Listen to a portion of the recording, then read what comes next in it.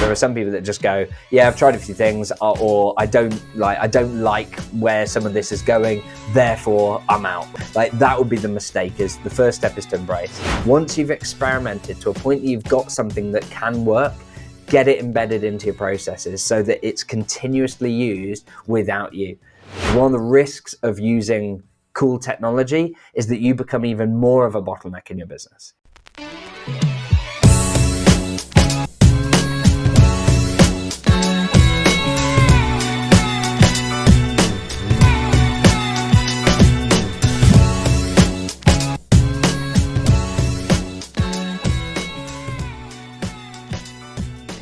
Welcome to the Ultimate Marketing Podcast with Dee, Vish, and me, Sarah. Yay!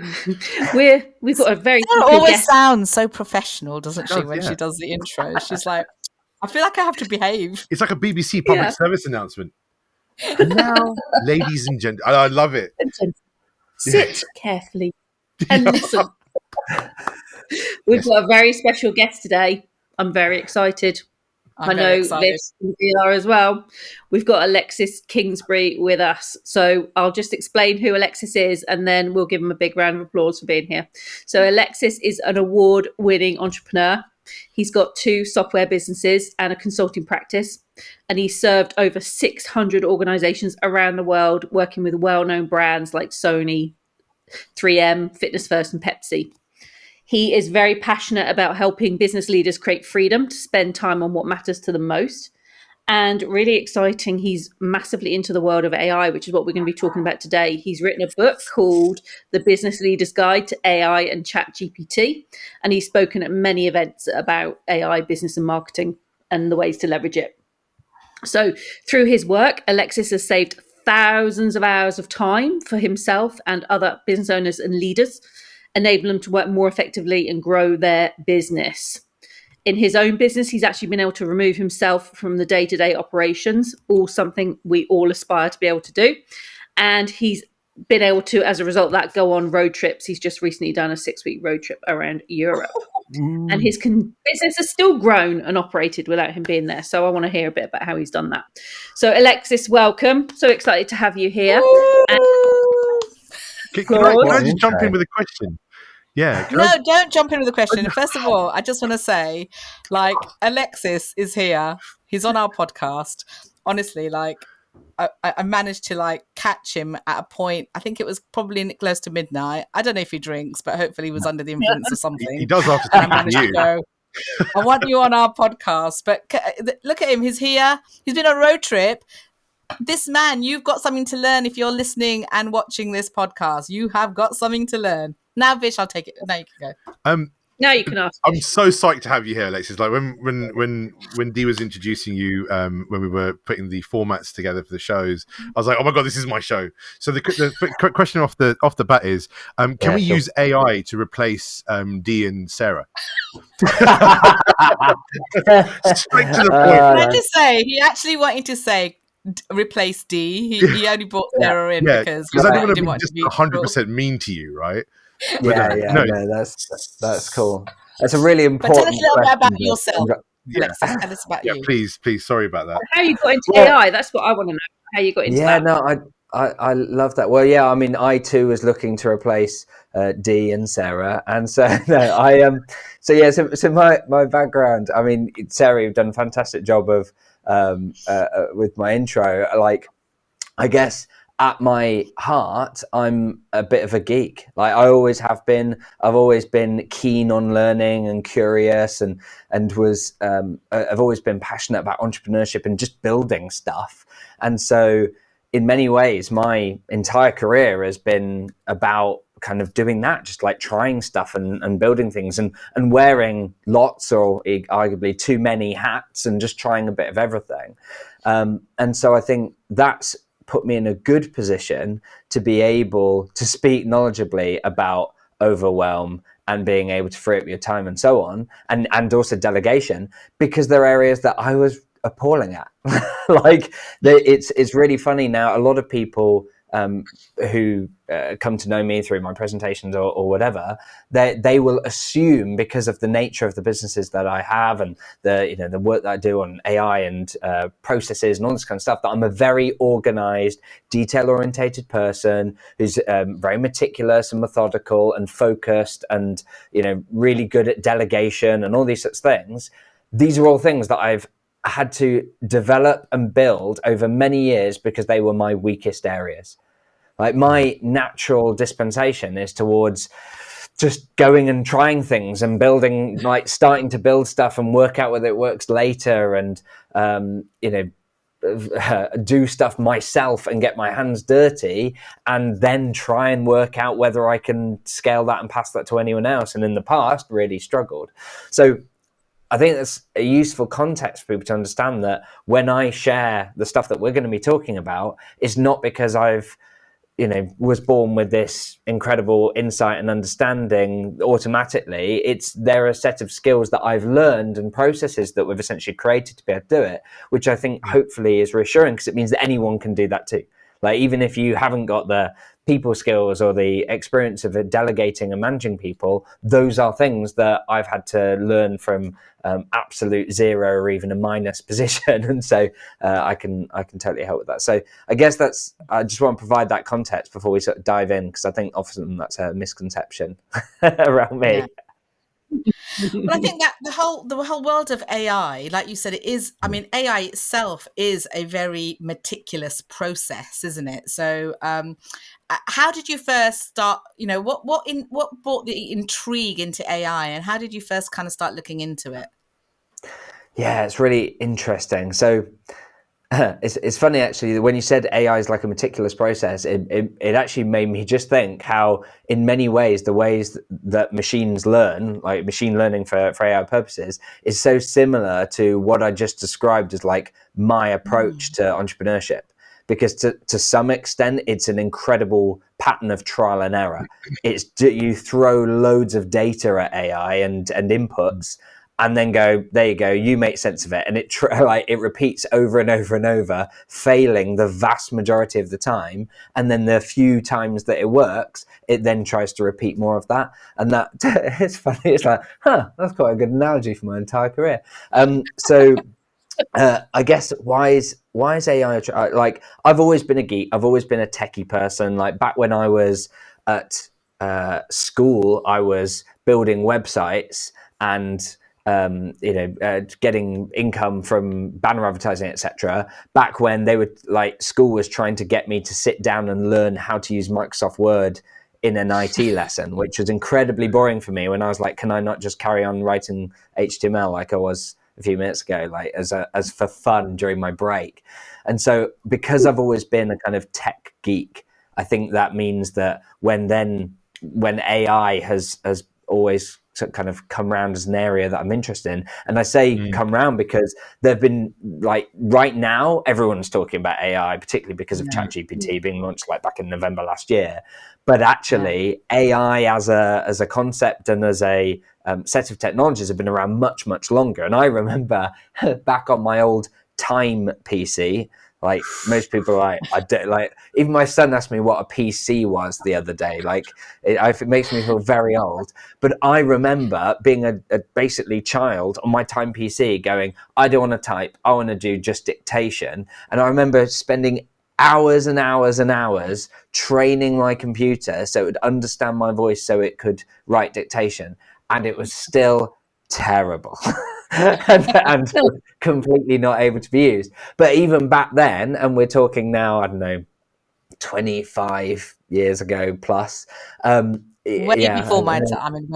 Yeah, I'm realizing it's a little bit more than that. But yeah, like 25 years plus ago, I was interested in how could we use this technology so that I didn't have to do these things, maybe through laziness. And, then through university, I was like building computers, like I learned how to take the components, like build them from scratch. So I've always been a techie person that's loved this. But AI, it particularly recently, really captures my imagination because it has the ability to change society, business, the way in which we work and live, probably more so than the internet. And right now that's like pretty much incomprehensible, because we look at now with our understanding of what the internet has done. It's like, you can't really imagine like what the world would like. Would we still be exactly the same if we hadn't got the internet? Like, it's changed so much, and yet AI is going to provide that order of magnitude. So I'm always interested in things that are going to give business leaders the opportunity to be able to do more with what they have, and particularly using technology to do it. So I guess that's why I've always been interested in this. But when I first started to play with ChatGPT, and for the first time I was starting to be like, ooh, this actually might work for some use cases. And particularly the first versions I played around with were still terrible by comparison to ChatGPT 4, but you could see the buds. You could see that this was now going to be different. And that's what's been really exciting to me. And so over the months that I've then been playing around with it, applying it directly in my business and applying it with clients and seeing how it can improve your capacity by like 40% is just phenomenal. Did you study anything IT related at uni? I studied management science. So not particularly IT. Like there was the odd bit of like Visual Basic coding, but not really. Yeah. Like I've always, for me, it's always been the in order to. Like I love the business side of it and the building of that. And for me, the tech bit, if anything, came easy. Like because I was just interested and I would study that. Whereas it was the business side, it was learning about marketing that I found hard. Yeah, so essentially you took your passion, which was the tech side of it, which was obviously, like we said, we geek out, and then you kind of appended onto it like the management side of it, going, oh, I need these skills, and that's how you got into the tech side of business, right? That's really interesting, because usually people do it the other way around. They go, oh, I like IT, I like tech, I'd like to go and specialize in this, and then they kind of come out and they don't know what to do with it, right? Indeed. And I always think that's a shame, because I think having that curiosity and love of tech gives you such an advantage. Like I remember the very first consulting project I ever did as a management consultant before I started my own consultancy practice.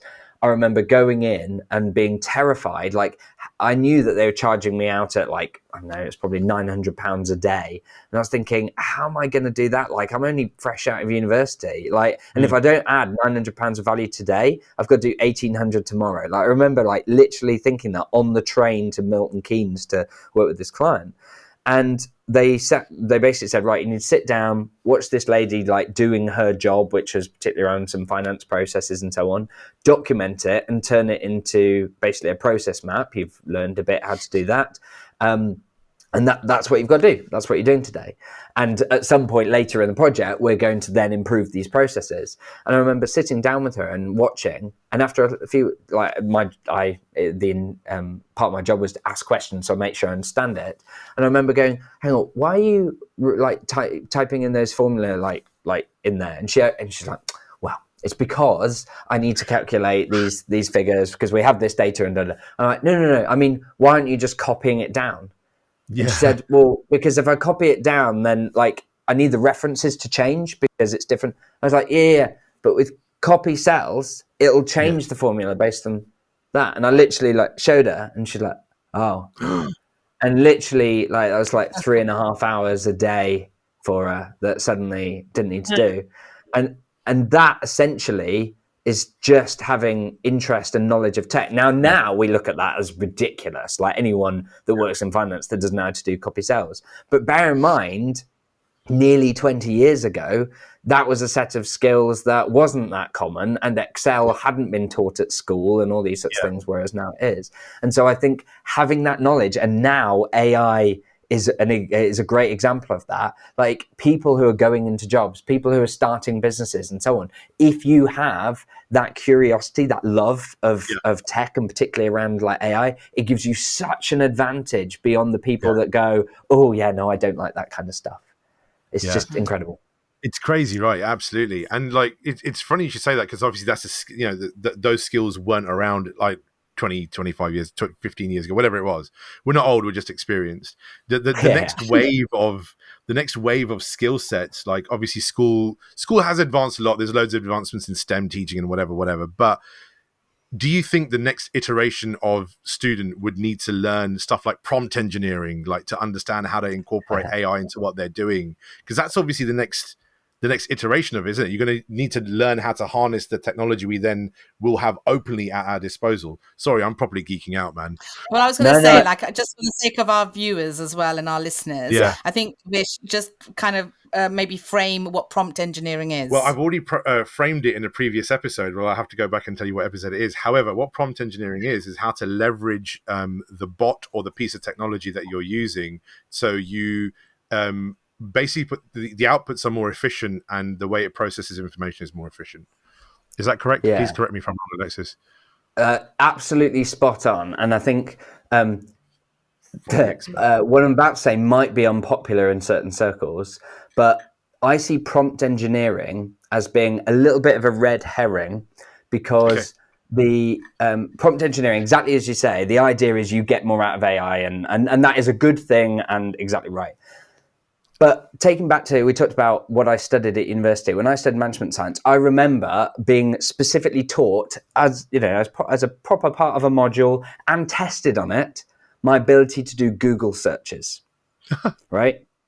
Now, again, we would laugh at that and go, how ridiculous that you would, a grad spending tens of thousands of pounds and they're learning to Google search and then having a test on it, which, as you can imagine, back then I was a geek on that as well. So I got like 98%. It was ridiculous. But of course, why? Well, because back then, Google searching wasn't an obvious thing. It wasn't something that everyone was comfortable with. And back then, the technology was in such a state that you needed to think about Boolean operators and putting things in quotes and putting minuses and all these sorts of things to get the result that you wanted. Otherwise, barely anything came up, or it was all kind of random. But of course, the algorithms have improved so much with Google that you start typing 3 letters and it's already telling you what you're probably going to search for, right? Like, I was playing Minecraft with my 9-year-old son and we find some copper and we're like, what's this for? And I literally type in what to use cop. And from there, it's like, what to use copper for in Minecraft? Like, it knows what people like to search for. Like, the idea that, you need to be...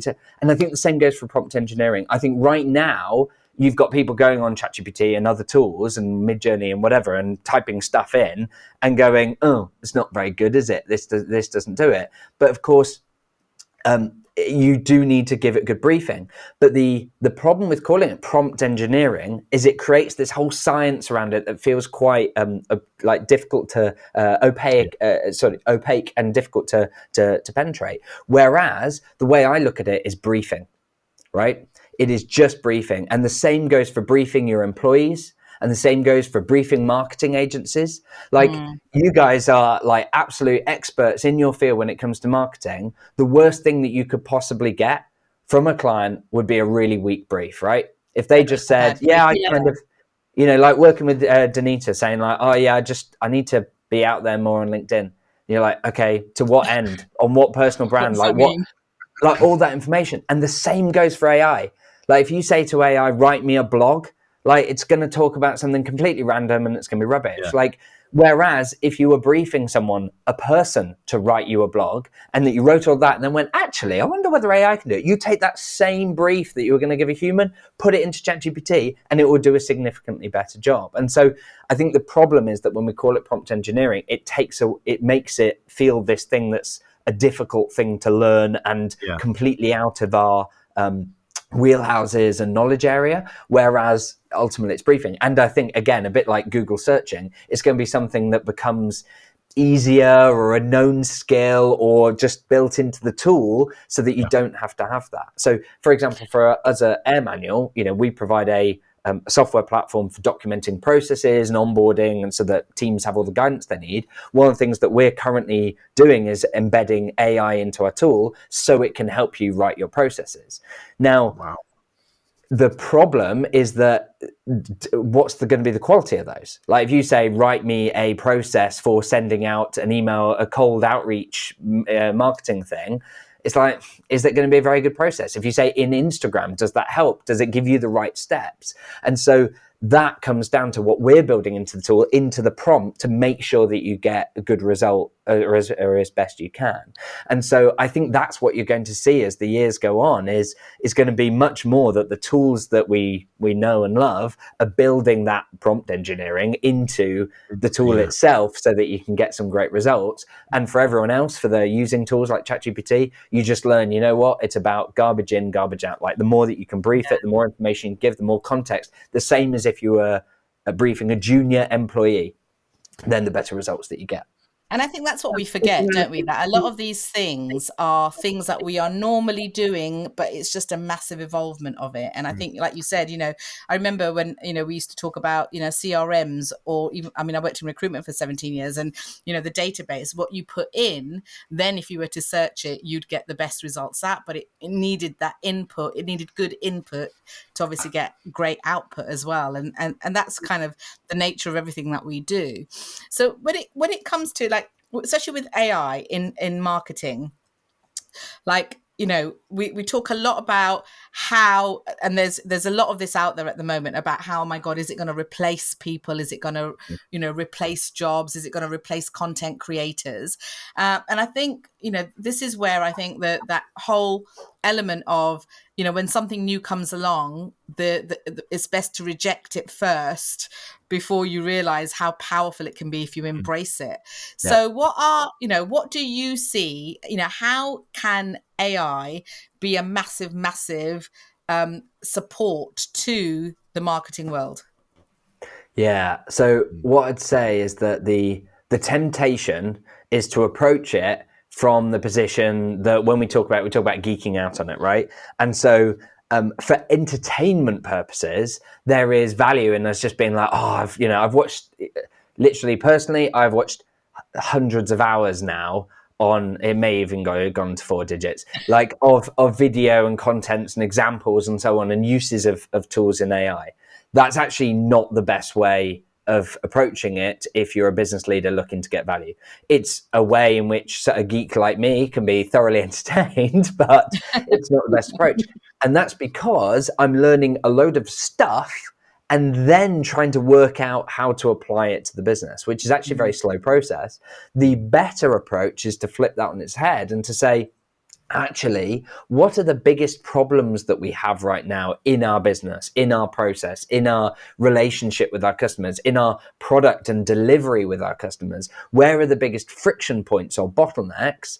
And then say, okay, now knowing that there's a whole load of stuff that's coming from AI, how can I now solve that problem? So a nice example of this, we're working with a podcaster, Anna Moran. She had got this like awesome podcast, thousands of downloads per episode, but her problem that was stopping her from scaling it and taking on more sponsors and advertisers, because she had income coming through it, was podcast editing. She was still doing a lot of that herself, which, as a lot of us entrepreneurs can identify with, like particularly with a lot of these things you start off doing yourself. And but for her, she was held back from being able to delegate it and let go of it because of the sheer amount of cost due to the time it would take and the expertise it would need. So she was working out it would cost her thousands of pounds per episode to have them edited based on the amount of effort and expertise. Now, what we did with her is we said, right, that's your bottleneck. That's your top. We've identified and looked at a variety of things. That's the top one that's currently holding you back.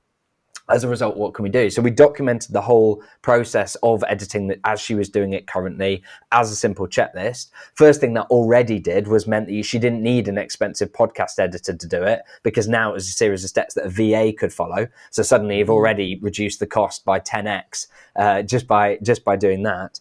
But then we said, okay, where in this process takes the time? And so we identified a few steps, including editing the audio to remove ums and uhs and fillers, because Anna's a radio DJ. So her background, she's like really high on the quality and she gets great results. So she knows what she's talking about, but it takes a long time. And so I just showed her with a Google search using my, degree level knowledge, quick Google search. How can I remove ums and ers? I suspected what was going to come up, but I didn't even need to say with AI, but I wrote that. And it showed a video of how you can use Descript, which is an AI-powered video and audio editing tool, where you can put the whole thing, it uses AI to transcribe it.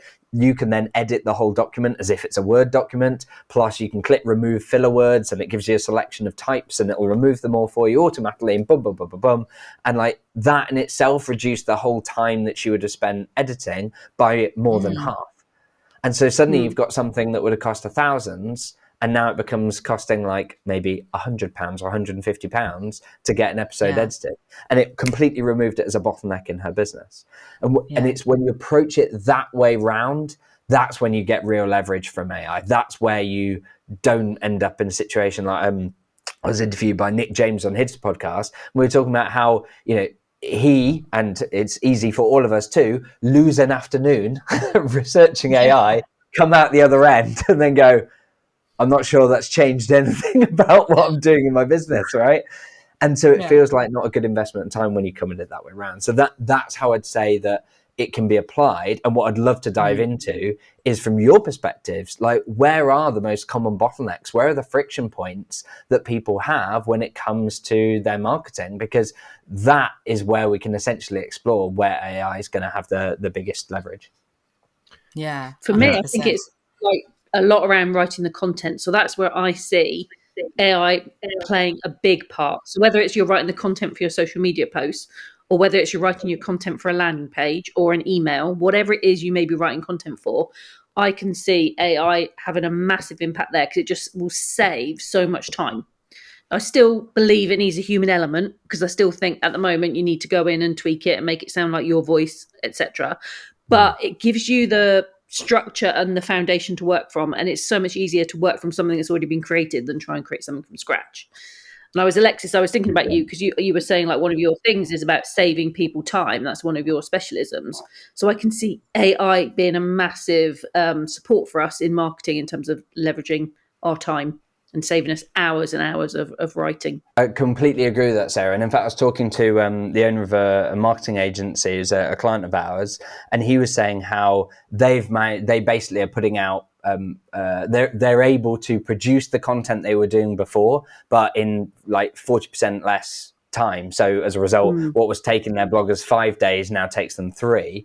But what was really interesting is how there are two really big things that come out. One was, he said, however, we're being really careful about how much AI we use on public pages, on landing pages, on blogs, etc., because we know that there's a storm coming when it comes to Google around detecting AI generated content and punishing it accordingly. So that's an interesting thing to be aware of, but it ties into the second point, which is exactly as you said, Sarah, like using AI as a starting point is helpful, because it beats the blank canvas syndrome of just staring at the blank page and just having the writer's block, right? So it helps in that way, and particularly using it as a prompt to say, give me 10 ideas for blog titles around this topic, and using that as a starting point, I think is really powerful.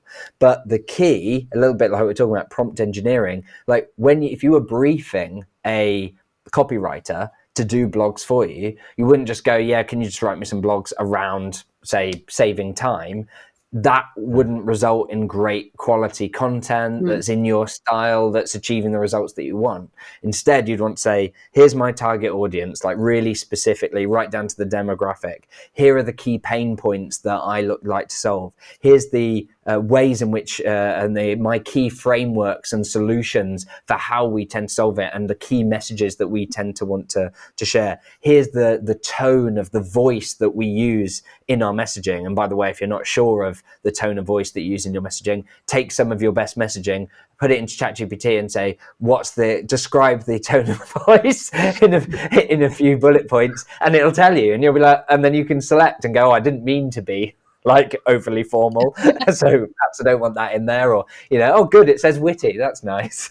Vulgar, I wasn't trying to be vulgar, So you can use that to both evaluate and shape your tone of voice, so that all of that goes into the briefing, the prompt engineering, like all of that goes into the guidance that you then give your ChatGPT or whatever AI you're using to say, this is what I'm trying to create. And the same goes for imagery, like looking at what type of imagery is it? Are we using certain colors, certain hues, sort of, styles? Are we more like clip art or photography? Like how do we look and feel? And then making sure that's built into the briefing. And when you do that, you get a much, much better starting point.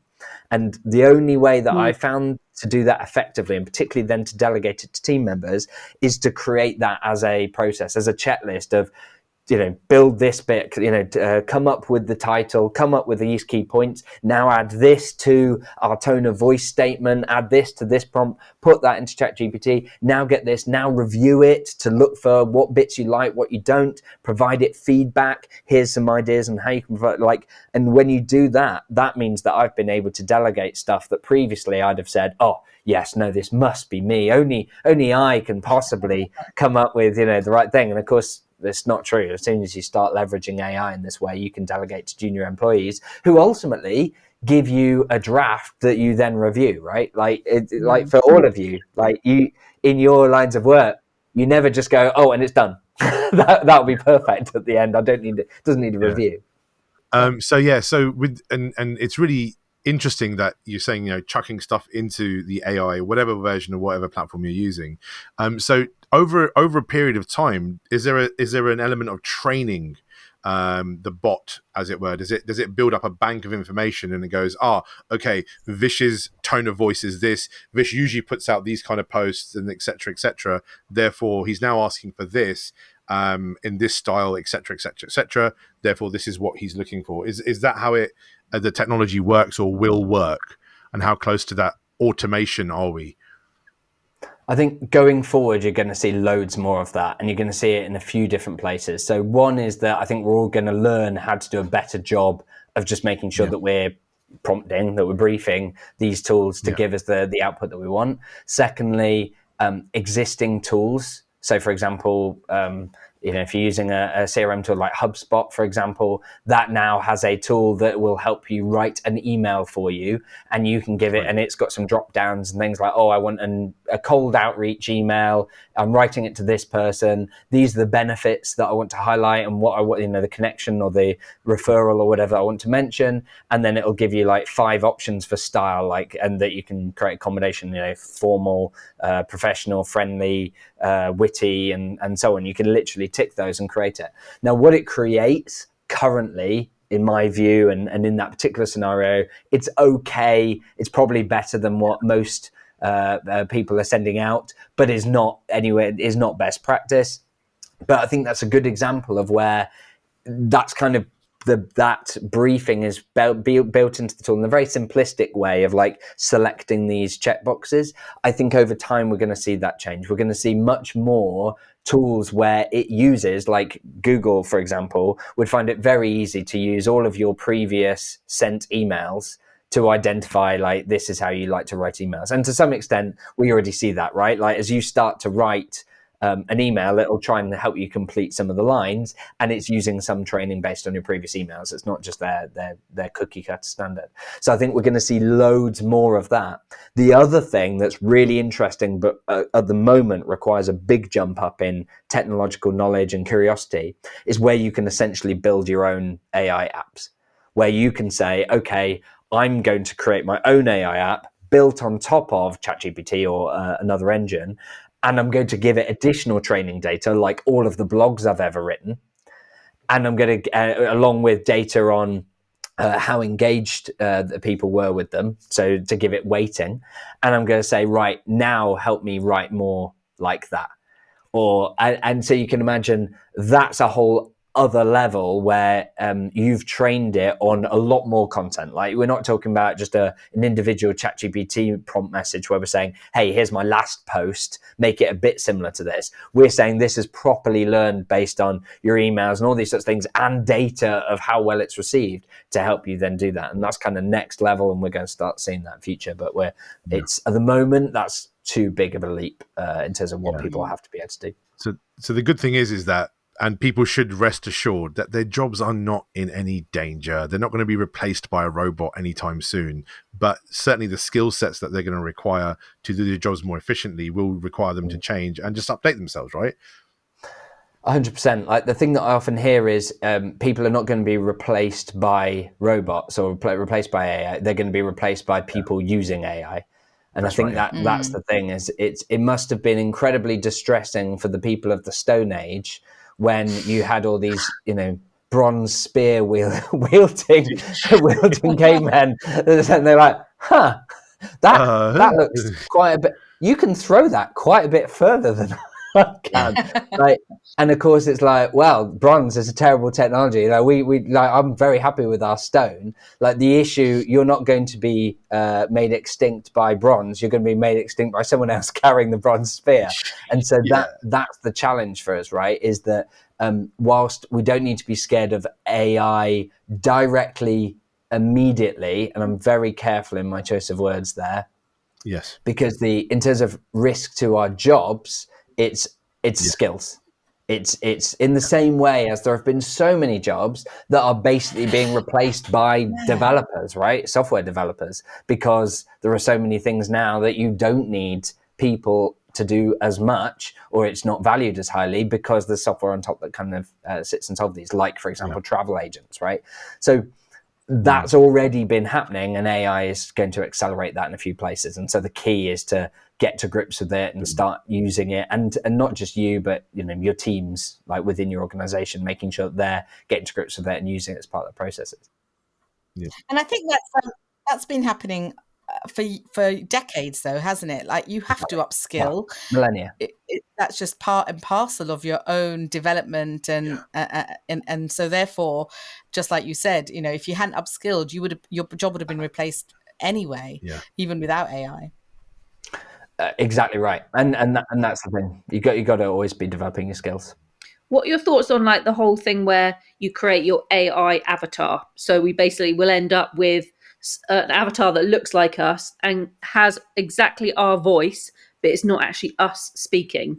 It's been programmed to speak for us. So potentially what I can see is things like webinars and things could be done by an avatar of Sarah without Sarah actually needing to be there. Like, what are your thoughts on that coming and taking over? So in general, I think it's a terrible idea, and is probably one of those areas where I would suggest is probably likely to be one of those red herrings, because like particularly like if we're talking about why are people doing videos, why are they doing webinars, etc. In general, it's because people value your expertise and you're building your profile as an expert and going out there. Like Gary Vaynerchuk, people want to hear from Gary Vaynerchuk and listen to his videos, and if he's speaking at an event or whatever, it's like great, like people will want to attend in droves. If you then said, oh well, here's even better, is now you can get Gary Vaynerchuk, but it's just like him, but it's not him. And and as humans, we're brilliant at detecting things that are even slightly off. So although the technology is leaps and bounds and whatever, even current film industry, who's had this and beyond technology, so that we have literally got films with dead actors in them where they've been recreated, and yet we can detect it's not perfect. And that's when someone has been crafting it, and you've got, hundreds of people dedicated to creating this kind of stuff. When you then say, or just, some marketing expert is now going to have their own avatar and whatever, like it's going to be obvious, even through the tiniest perceivable details, that it's not them. And then, of course, I think it loses the value. Like the same goes for, like, think about your favorite music artist. If I said, for the same ticket price, you can either go watch, let's say it's Coldplay, or you can go and watch Goldplay, which is their really excellent tribute act. In fact, some people have said that it's more energetic and so on because they've got more to prove, but it's the same ticket price. What would you like? And you'd always go Coldplay. Like, it does matter to people. And so that authenticity and everything, like, you want that. And so I think it would be such a mistake for someone who's trying to build their credibility and share their message and so on, to go, yeah, rather than me do it, I'll just create an avatar of me with my voice and it can do it instead. I remember buying on Audible Gary Vaynerchuk's book. Is it Jab Jab? Oh no, whatever it was. Jab Jab Jab Hook. Right. Yeah, and he didn't read it, and I just didn't want to listen to it because it wasn't him reading it. There you go. And because I've connected with it, as in, you listen to him on TikTok and social media and all those, like I know the sound of his voice. So whereas when I listened to Stephen Bartlett and I listened to Happy Sexy Millionaire, it was him speaking, and I literally was like, it was like he was talking to me. So I totally agree with that. That having somebody on a webinar that isn't actually the person, it's just that connection goes. Yeah, and I think ultimately it comes back to that point of start the other way around. Like rather than us go, well, theoretically we can create an avatar of ourselves and we can recreate our voice and so on, which is pretty good. Instead, start the other way around from actually what are the problems that we're really trying to solve here? Like what is the issue that we've got? Like, because for example, if the issue of the webinar is like, oh, it just takes me a lot of time, it's like, great, do a recording. Like, fine, like problem solved. Whereas if it's no, it takes a lot of my time, but I want to create the connection with the audience and so on. It's like, then I'm not sure the AI is going to quite do that for us. So it's getting really specific about what's the problem we're looking to solve. And we've talked about one around content creation, and I think as Sarah says, like starting with a better starting point is probably the best way to use AI, rather than using it to churn out loads of stuff. Instead, it's give you a better starting point for you to then get stuff done and more speedily detail out a concept from some bullet points or whatever. But from your experience, like you guys are the experts, where are the other bottlenecks? Where are the other friction points that you think that people, business leaders, etc., struggle with when it comes to marketing?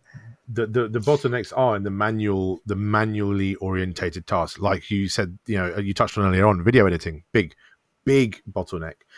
Content creation in terms of static images based on quotes or based on copy that's been written, but then also the copy generation as well. Like people don't have time to train a copywriter or get somebody up to speed so they can talk in brand voice, tonality, etc., with the right verbiage, etc. That becomes a little, it takes a while to get kind of root to competency. And I think initially that's what's going to be from a business owner's perspective, from a marketing perspective, that's going to be the main bottlenecks. And all of those things lead to consistency, because when those are the bottlenecks, you lose consistency in the visibility.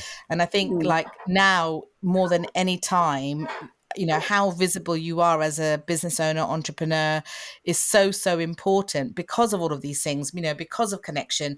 In fact, because of the pandemic, that those 2 years where we didn't see people accelerated how much we wanted to now connect with human beings and all of those kind of things. So it's almost like those bottlenecks that Sarah and Vish have mentioned then lead to bigger, massive problems that stops the business, like you said, Alexis, being efficient, getting things done, and stops the business owner from then doing the things that they want to do, or stepping away from their business because they're just constantly falling over themselves. I don't think AI will as yet take over the actual physical marketing part, which is setting up adverts, audience generation, and doing the actual physical part of that. I think that we're a long way off from that. I'd hope, but certainly everything that precedes that, there's definitely big bottlenecks for people around that. And like you said, the consistency is what's stopping people. That's the biggest killer to growth and scale for a lot of entrepreneurs out there. A lot of people struggle with visibility, so actually being visible. So I'm just thinking as we're talking, whether AI could potentially help with that, because some people don't like being on video. Some people don't like showing up live. So potentially that could be a place, I don't know, I'm just talking off the top of my head now, where AI could help them. So at least they're getting out there. So if they wouldn't do it naturally, they potentially could use AI to help them. But I think, and also it might help with the consistency because it just speeds things up. So over to Alexis. Yeah, so I think so.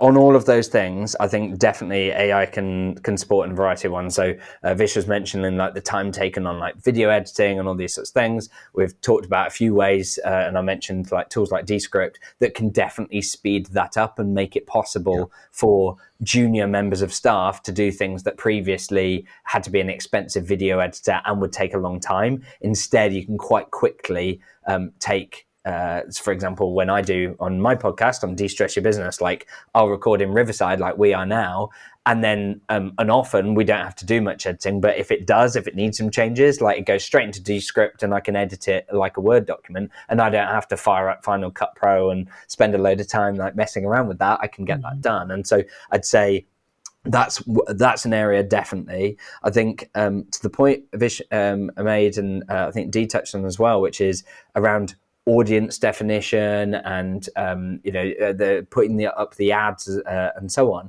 I think to some extent we're already seeing that, like on Google ads, Facebook ads, they already have AI powered functionality that helps create variations of adverts, that helps essentially market more to the people that seem to be engaging with your content. And I expect that that's probably going to improve over time. So I think some of that will happen. And then I think, to Sarah's point around being visible and getting content out there when you struggle with it, definitely it can help. So there's a tool which is still early days, but it's a tool called opus.pro.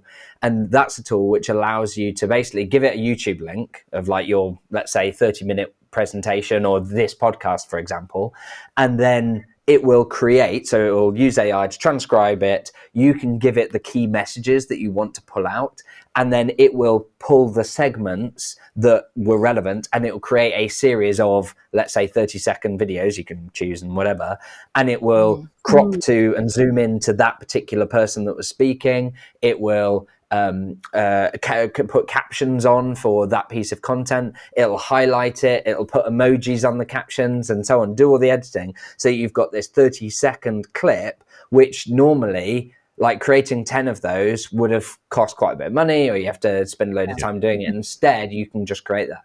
Now, the quality of that, particularly at the moment, is not going to be as clean and crisp and good as if you go through the other route. But if the alternative is that you don't do it at all because you haven't got the capacity and the resource, boom, it is an amazing way in which you can suddenly go, yeah, I'm doing one podcast a week or a month or whatever, and that means that I can be all over my social media for the rest of the month through the everyday. So, Alexis, what advice, because we want to sort of wrap this up now, as much as we don't want to be fair, because we could, again, have this conversation for hours on end. So I definitely reckon we'll have you back. But what advice would you give business owners right now in preparing, or marketers in preparing, what should they be doing to embrace AI? Yeah, so I'd say there's a few things. That the first is, I think you summarize it well with the word embrace. I think the key is I through my work, I get to speak to a lot of business leaders, and there's a varying degree of appetite for this kind of stuff. There are some people that just go, yeah, I've tried a few things, or I don't like where some of this is going, therefore I'm out. Like I'm checking out. Like I'll stick with stone. Bronze, I just don't see the point right now. It's basically the same. Like it takes a load more faff. Like that would be the mistake. Is the first step is to embrace. Second is probably to prioritize where are the bottlenecks in your business, where are the gaps, where are the friction points, and use that to then do the third step, which is play. Like then go and play and expect that whatever you do with AI first time round will be a bit rubbish. Like in the same way as often if you say, you know what, you need to be, as Sarah says, more visible on social media and so on, and you might say, you know what, record a live video on Facebook every day for a month, and you might say, oh, but I can't possibly imagine doing it, forever after that. Like if you can do every day for a month, firstly, you'll overcome all of the fears associated with it. The quality of what you do goes up massively, and your ability to continue it increases, and all these sorts of things. And the same goes for AI. Like what you first create, you'll create and it'll be like, I can't put that out there. But as you play with it, the more that you start to go, oh, but actually that bit was good, or that gave me a really good idea, or that gave me a starting point, you start to get to a point where you can embed it. And then finally, the key, and this goes with basically anything in business and particularly marketing, is once you've experimented to a point that you've got something that can work, get it embedded into your processes so that it's continuously used without you. Because one of the risks of using cool technology is that you become even more of a bottleneck in your business. Like think about particularly the early days of CRM solutions and marketing automations and integrations and using Zapier and so on. What was the impact? It meant that you've got business leaders who become experts on it, and then they're the bottleneck because they're the only person who understand how everything works. Whereas what you need is it's baked into your processes so that anyone in your business can use it to achieve the same results that you've had. Yeah. 100%.